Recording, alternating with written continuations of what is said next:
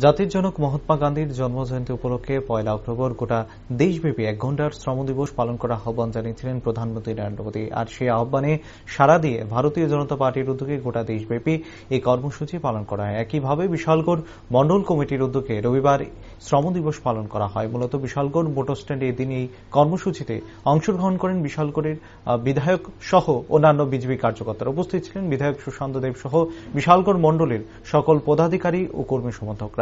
বিধায়ক সুশান্ত দেব খুদ ঝাড়ু হাতে তিনি স্বচ্ছতাই সেবা কর্মসূচিতে অংশগ্রহণ করেন। পরে সংবাদ মাধ্যমের মুখোমুখি হয়ে বিধায়ক সুশান্ত দেব বলেন, মূলত প্রধানমন্ত্রীর আহ্বানে এই কর্মসূচি গোটা দেশে চলছে এবং একইভাবে বিশালগড় মণ্ডলের উদ্যোগেও হচ্ছে এই কর্মসূচি। শুধু বিশালগড় মোটর স্ট্যান্ড নয়, বিশালগড়ের প্রত্যেকটি বুথে বুথে দলীয় কার্যকর্তা এবং সাধারণ জনগণ স্বতঃস্ফূর্তভাবে এই কর্মসূচিতে অংশগ্রহণ করছেন।